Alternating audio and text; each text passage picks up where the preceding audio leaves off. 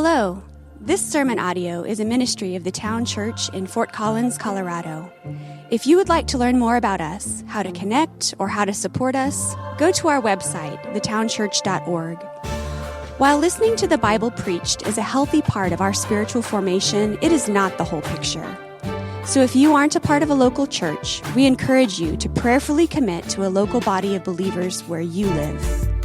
We're glad you can join us, and we hope God uses the following sermon to reveal more of His glory to you. Over the last weeks, we've been looking at 1 Timothy, the letter that Paul wrote to his friend Timothy. Here are Paul's words to his friend. He says, "The saying is trustworthy. If anyone aspires to the office of overseer, he desires a noble task. Therefore, an overseer must be above reproach, the husband of one wife, sober-minded, self-controlled, respectable, hospitable, able to teach, not a drunkard, not violent but gentle, not quarrelsome, not a lover of money. He must manage his own household well, with all dignity, keeping his children submissive. For if someone does not know how to manage his own household, how will he care for God's church? He must not be a recent convert, or he may become puffed up with conceit and fall into the condemnation of the devil. Moreover, he must be well thought of by outsiders, so that he may not fall into disgrace, into a snare of the devil." It's God's word. We are in week 6 of this series. We'll probably have another 7 to go. So if you're keeping track, if you want to keep track, read ahead. That's where we're headed. And as we've noted in the weeks previous, Paul's purpose in writing this letter is found just after this section in verses 14 through 16 of chapter 3. And he says this, "I'm writing these things so that you will know how you ought to behave in the household of God." And so Paul just tells him flat out, that's why he's writing. Now, do you remember why he needs to write that? If you've been here over the last weeks, he needs to write that because there are people in the church, coming into the church, that are trying to distract and disrupt the teaching, the right teaching of the Word. And so these people are coming in, they're false teachers. And we see in Acts chapter 20, we've read this before, but in Acts chapter 20, Paul gathers the elders of the Ephesian church together. He gathers them together and he says to them, kind of his farewell speech to them, right as he's getting ready to leave. A few years before Timothy goes, he gathers them together and he says, "Listen, there are people who are coming into the church. And they are fierce wolves and they want to eat the sheep. And guess what? These people are your own people. Right? They are people who you know and who have been with you, and they want to eat the sheep." And so that's how Paul begins this letter, begins this push. And he says, "I'm writing so that you would know how to behave in the household of God." Now, Paul's concern in writing this is the health of the church, right? The right proclamation of the gospel of Jesus in the church. That is his main concern. Now, here's where we're going tonight. If you want to have a healthy church, if you want to have a healthy organization of any kind, what do you need? You need healthy leaders, right? You need people who are going to take it and say, this is the direction we're going. These are the things we stand for. This is what we hold up as true. And so Paul is setting that forth and saying the right worship of God, the right proclamation of the truth needs to happen in the household of God. That has to happen only through right leaders who are there. Kirsten and I have this habit, or I do, and I force her to have the habit with me. I don't force her, that sounds bad. I allow her to have the habit with me. To watch documentaries or I don't know what they're called. When it's not really a documentary, it's not a one-time thing, but it's a series, mini-series, maybe? I don't know. Anyway, there's this thing that we've been watching about the Navy SEALs. And so over the episodes that we've watched, it's about the Navy SEAL boot camp. I may be botching these words, so if you're a Navy SEAL, don't slit my throat as I'm leaving or whatever Navy SEALs do. But so we've been watching this documentary about the Navy SEALs and their boot camp and all the stuff they have to go through, and it is brutal.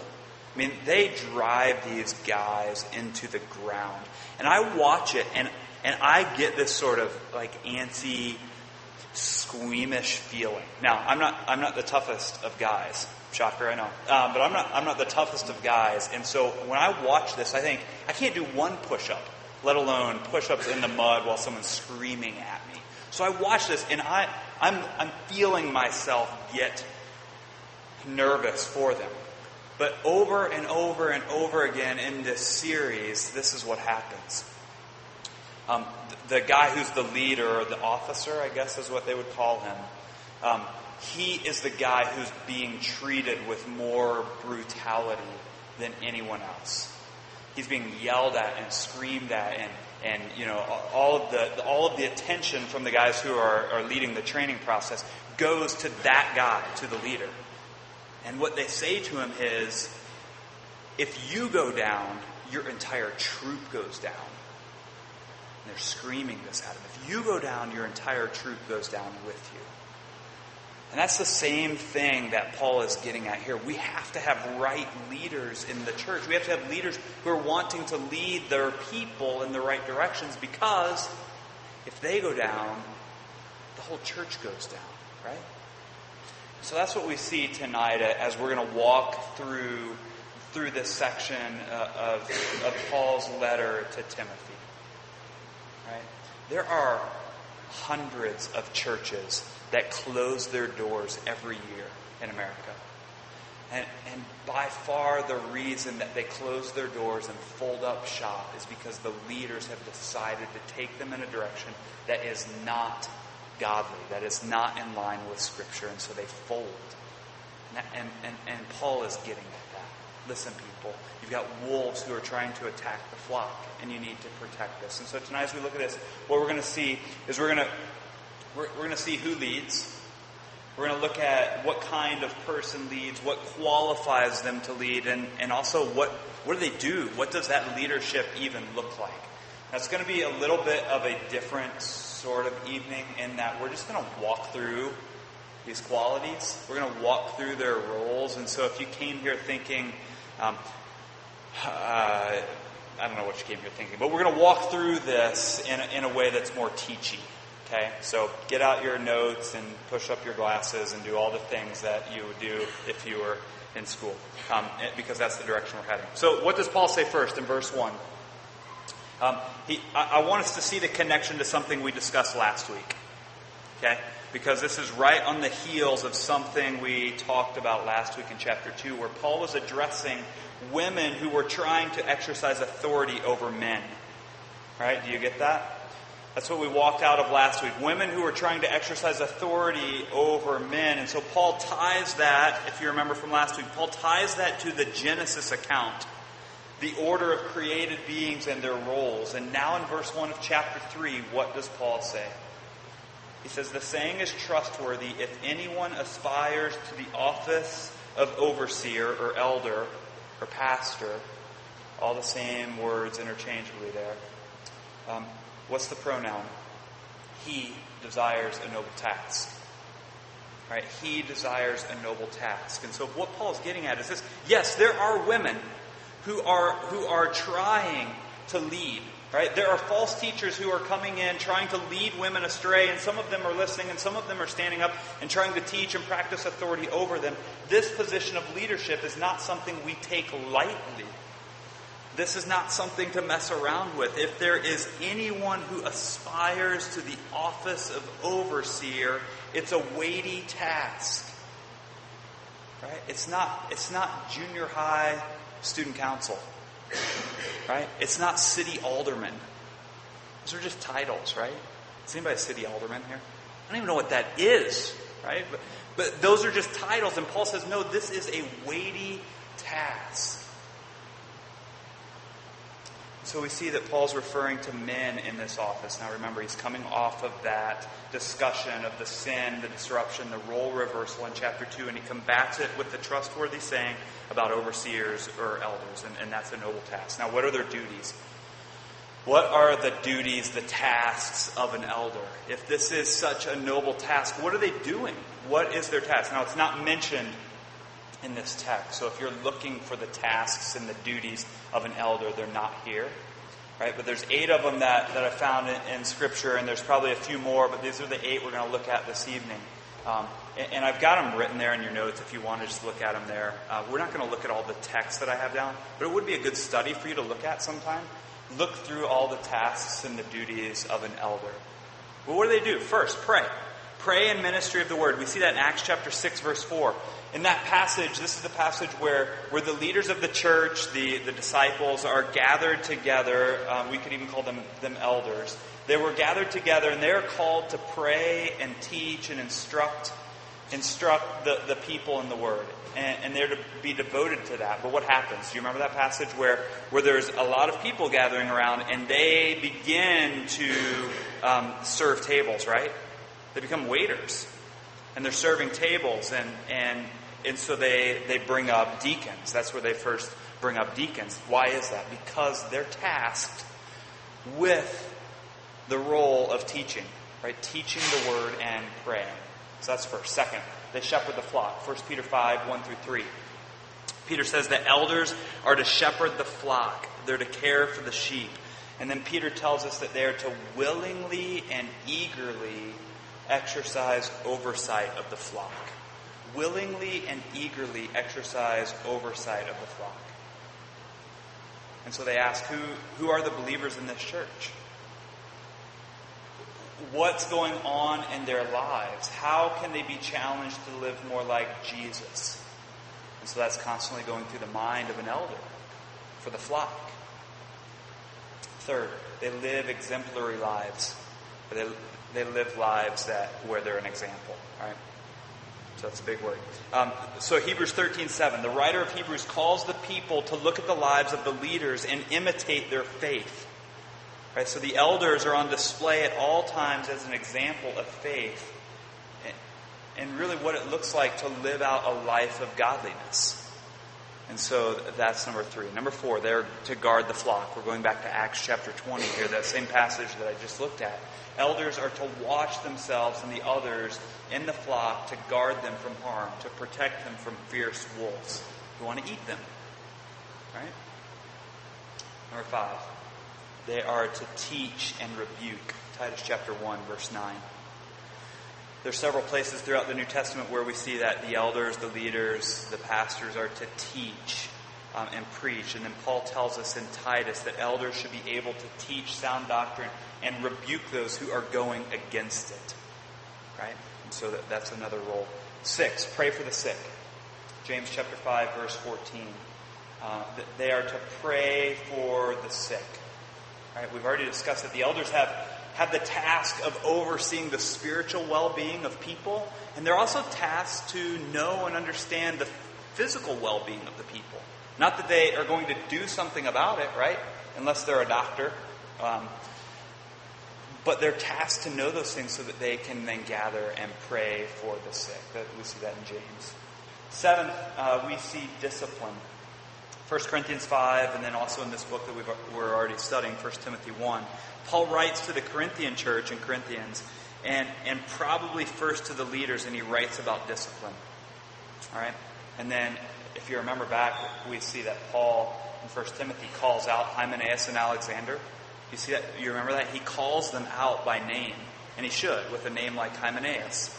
Should call him out by name and say, what is your problem? Change that to like Henry or something. But he calls them out by name, and he points out their error. And so they are tasked to discipline.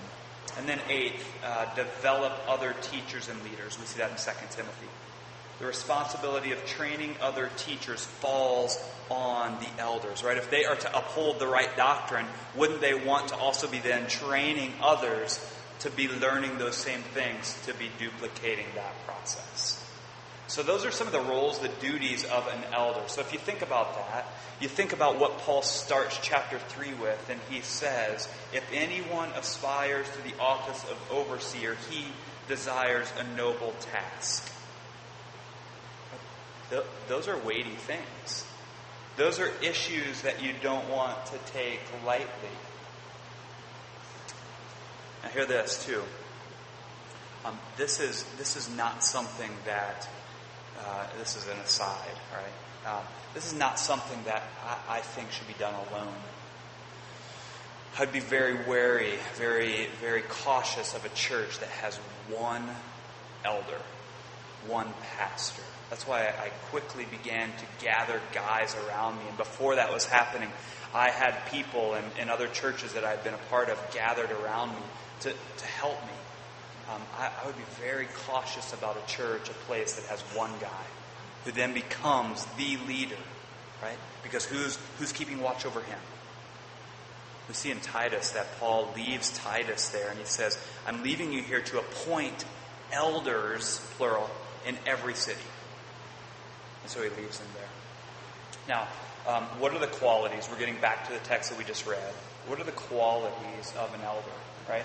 It's a weighty task not to be taken lightly, which is exactly why Paul says in verse 2, therefore. It says therefore, right? The position of overseer is a weighty and noble task. Therefore what? Right, Paul moves through 14 qualities that must mark an elder. Now, please notice that I'm saying qualities. In your Bible, it probably has a heading of qualifications. I just don't like that term because that gives this idea that they're accomplished, right? That they've reached these qualifications, right? It's not that Paul says, here's your certificate of being an elder. You've passed the test. You have been qualified to be an elder. But he's giving qualities that should mark a guy who is growing in those things. Do you get the difference? See that? Okay. So not qualifications, a stamp of approval. You've done it. You've arrived. But qualities that you are working toward and growing in. And so Paul lays those out. First, an elder must be, and there are 14 of them, so hold on, we'll fly through them quickly. An elder must be above reproach. Right? This quality is, I think, probably an overarching quality. Right? He is above reproach. And so what Paul is getting at here is, hey, I've got 13 other things I'm about to tell you, but generally speaking, as you look at a guy, he should be above reproach. If you hear from someone in your church, hey, so-and-so is going to be an elder, the first response shouldn't be, really? He should be above reproach in those things. You get that? And so Paul kind of gives this umbrella to what he's about to say. They should be above reproach. Second, he must be the husband of one wife. Now, Paul's not saying that every elder must be married. This is not about marital status. This is about marital faithfulness. Right? Do you catch that? It's not about marital status. It's about marital faithfulness. And so he says, is the man characterized by his devotion to his wife? Do others look at him and want to model their marriage after his if he's married? Do you get that? And so Paul says he must be the husband of one wife, talking about faithfulness. Third, the man must be sober-minded. He must be clear in his thinking. He must not allow his passions to rule him. Fourth, the elder must be self-controlled. Right, this again has to do with the man's life, his character. Is he able to control his passions, whether it be food, whether it be his thoughts, whether it be his body, whether it be his speech? Is he characterized by self-control? Fifth, he must be respectable. Now, there's a bit of a thing that Paul's doing here that we don't catch in our day, in our culture. He must be respectable. Respectable and self-controlled were typically tied together in pagan literature about people and their behavior. And so Paul's using that and he's saying, listen, if you're going to be a leader in the church, if you're going to be a man that is called by God to lead the church, you should at least be known and marked by those things that mark the pagans, right? At least be marked by those things. And so he says you should be self-controlled and respectable. Sixth, the elder must be hospitable. Right? Literally, this means a lover of strangers. He must love strangers. Now, we get together and we like to have what we call fellowship, right? We go to the park and we hang out and it's a good time with all of us, right? That's a fun thing. But that's not what Paul is getting at. He's not saying, can this guy throw a good party and have all of his friends over? He's saying, is this guy someone who loves strangers? Right? There wasn't a Holiday Inn Express back then, and it was typical that travelers would come through, right? And they didn't have couchsurfing.com, all right? It's a real deal. You can look it up.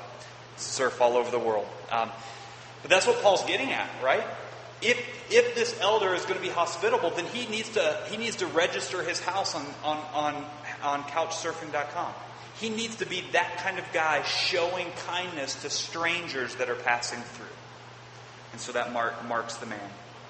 7, the elder must be able to teach. All right, remember what's happening in the Ephesian church, and this happens throughout all of history. There are false teachers who are coming in, and so Paul is saying he must be able to teach. Now, he's not saying that he's not saying that leaders in the church should be able to teach whatever, right? How to milk a goat and how to build a cake and how to do those things. He's not saying that. He's getting at doctrine, right?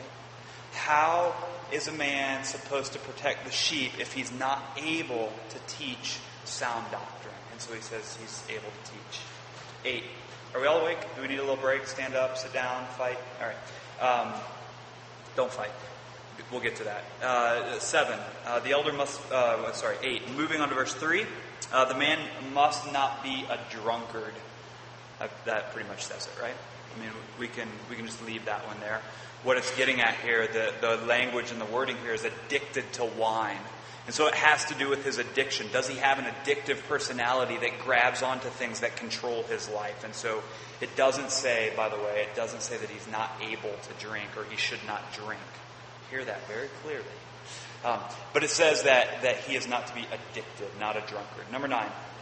The next two negatives are connected by a positive. You'll see what I'm saying here in just a second. The man who aspires to the office of overseer must not be violent. And then number 10, or quarrelsome. All right, he must not be violent with his fists or with his words. But the positive is he must be gentle. All right, not violent or quarrelsome, but gentle. So what Paul's getting at is if you want to be an example as a leader, you resist arguments with your mouth and your fists. Now, I don't think too many of us probably struggle with the back alley fight. Too many of us. But how many of us really love a good argument?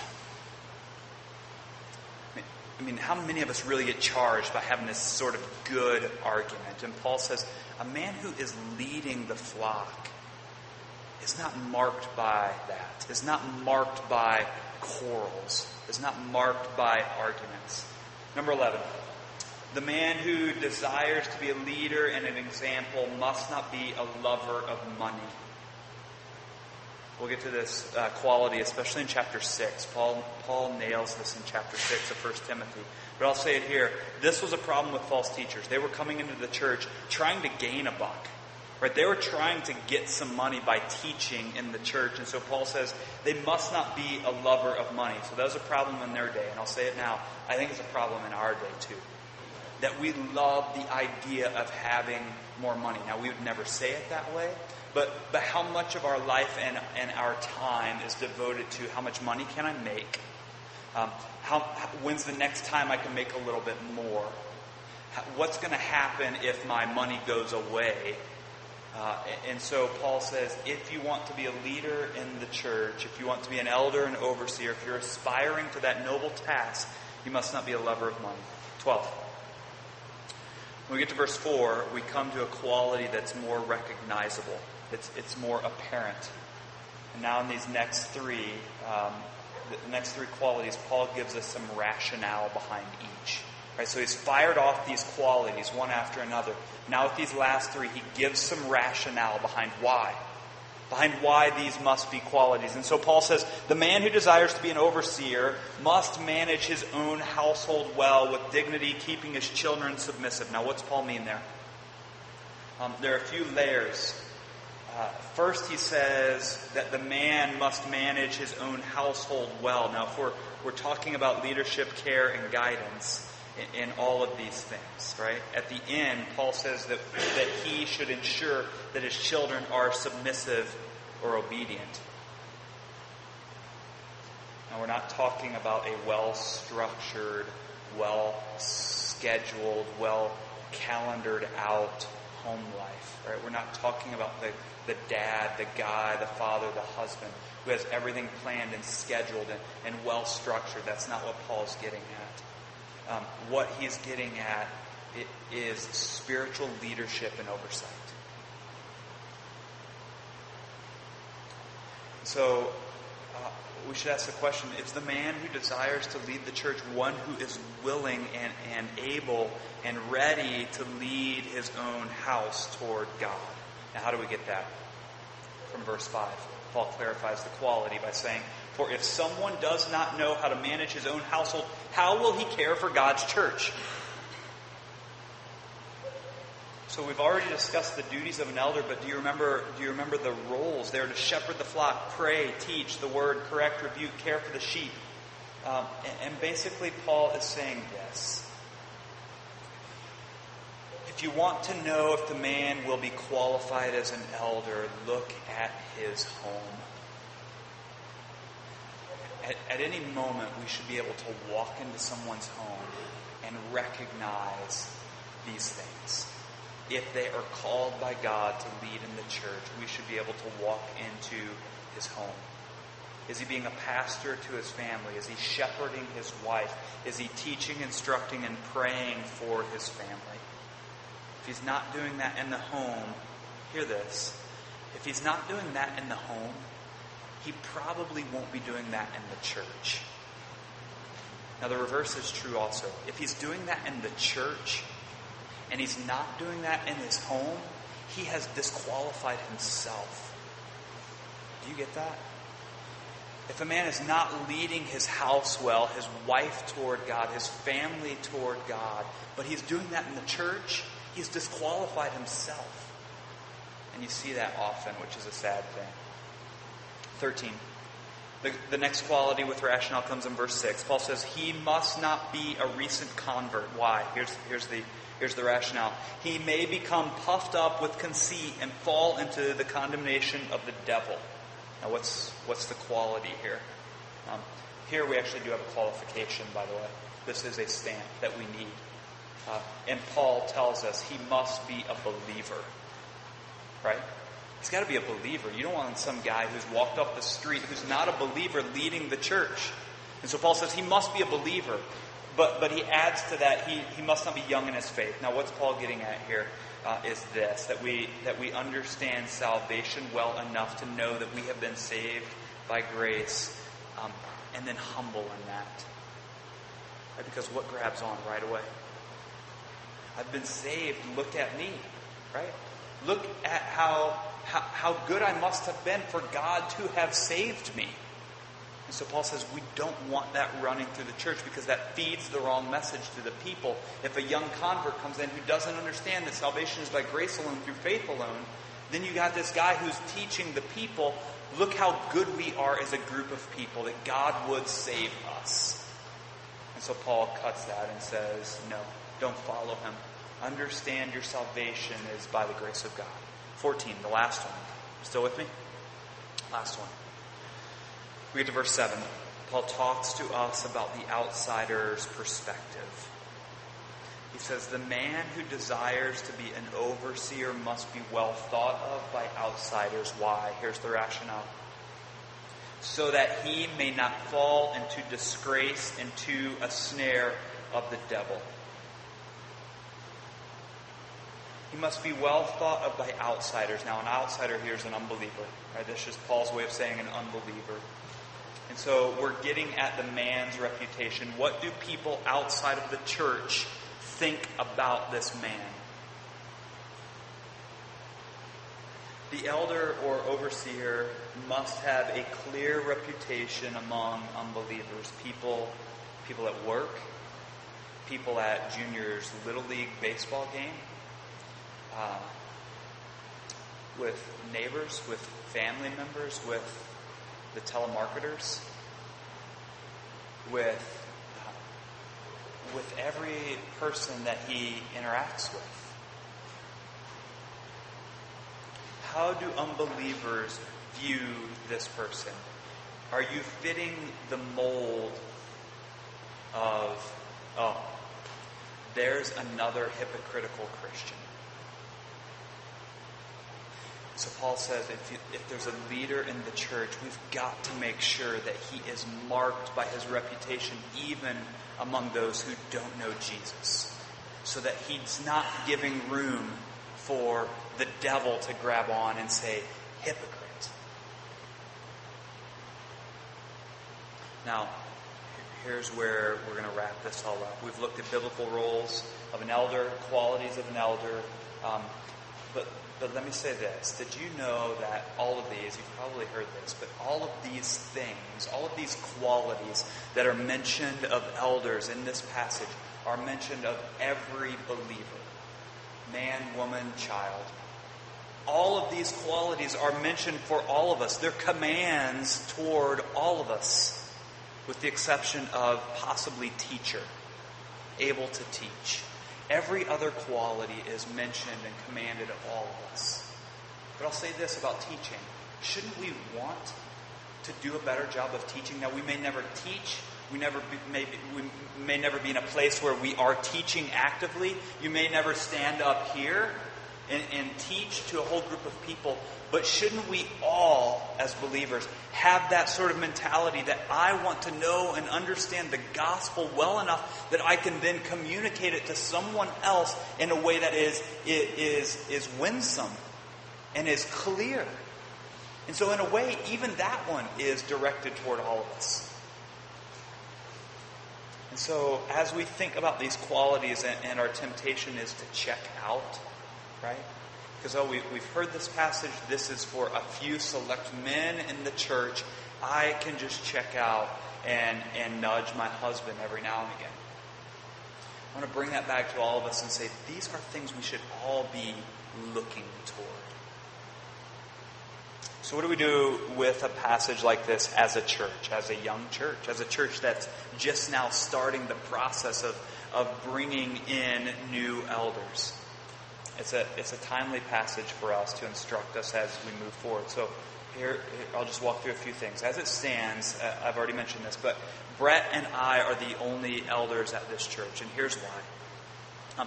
We did not somehow appoint ourselves. There was a process, right? We weren't just the most popular people.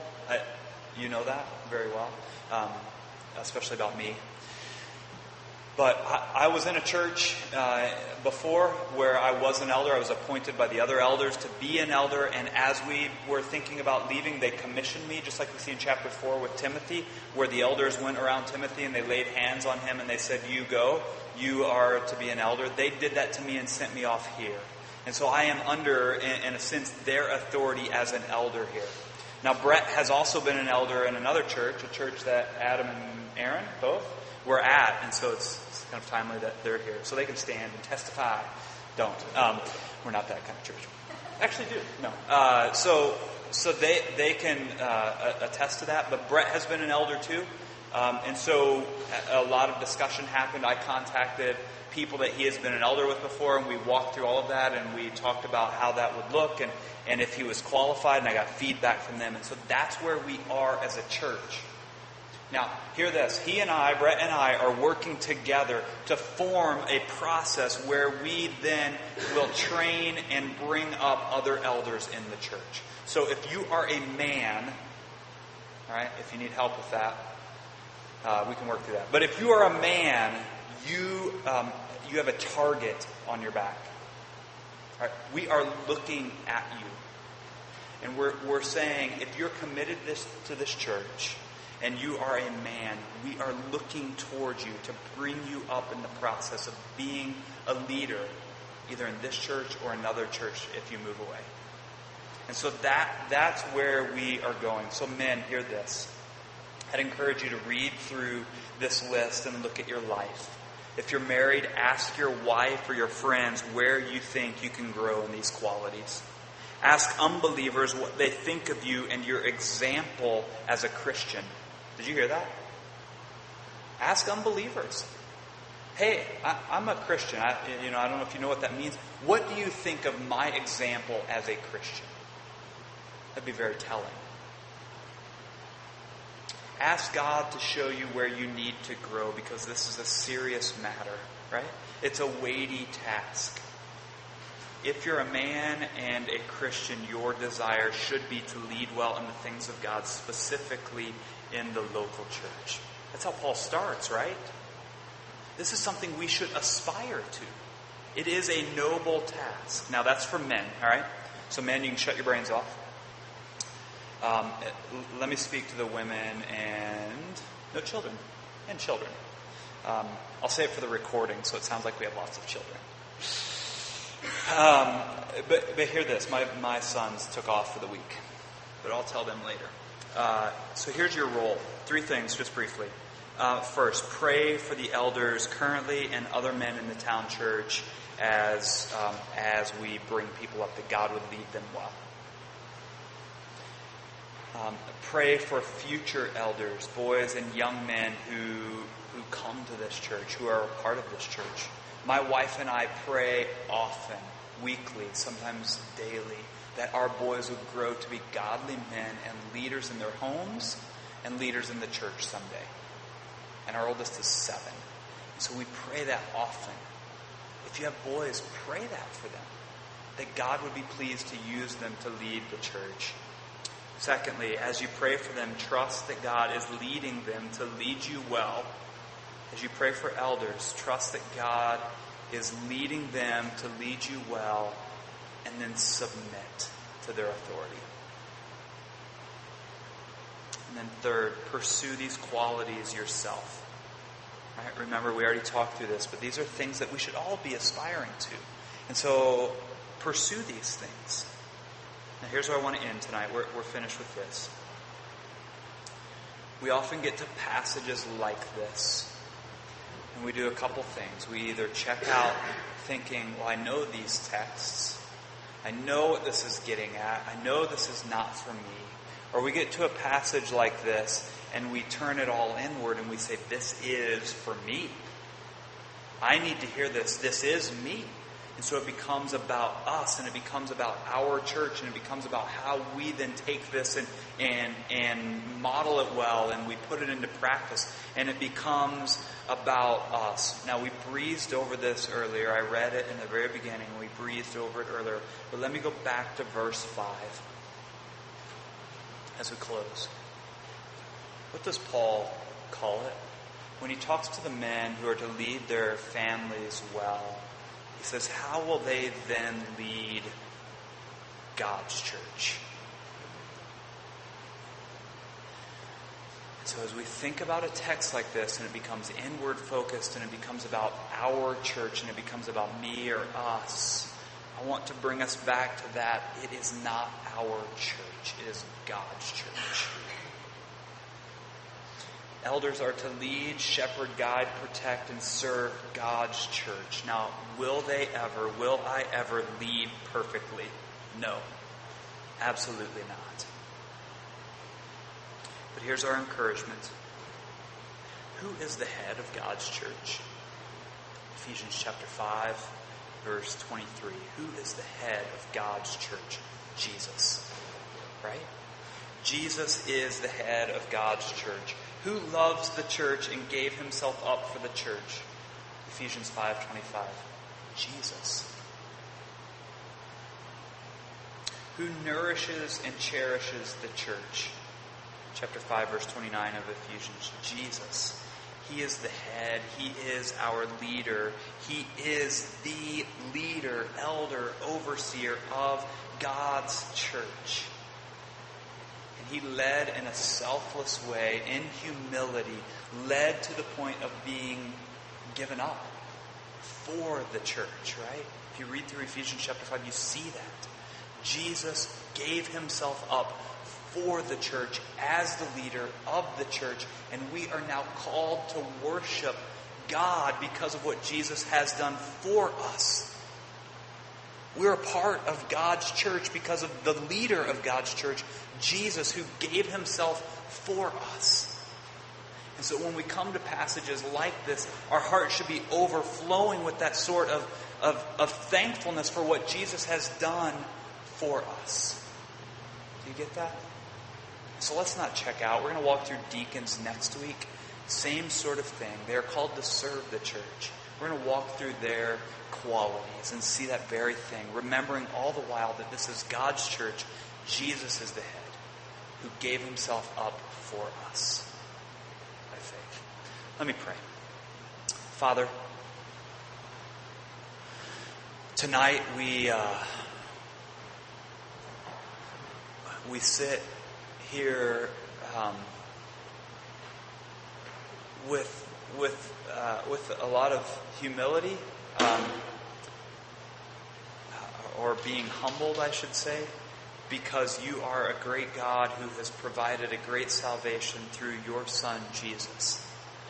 And because of your Son, Jesus, we are all adopted, if we believe, as sons and daughters, to be a part of your church forever, which you have ordained throughout history to be the way that we connect with other believers and worship you. And so you have called us into that. And so we sit here in thankfulness and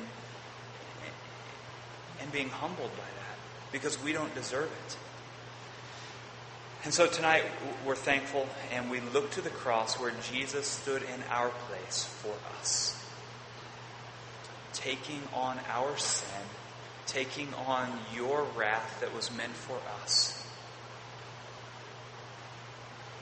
Fix our eyes on him this evening.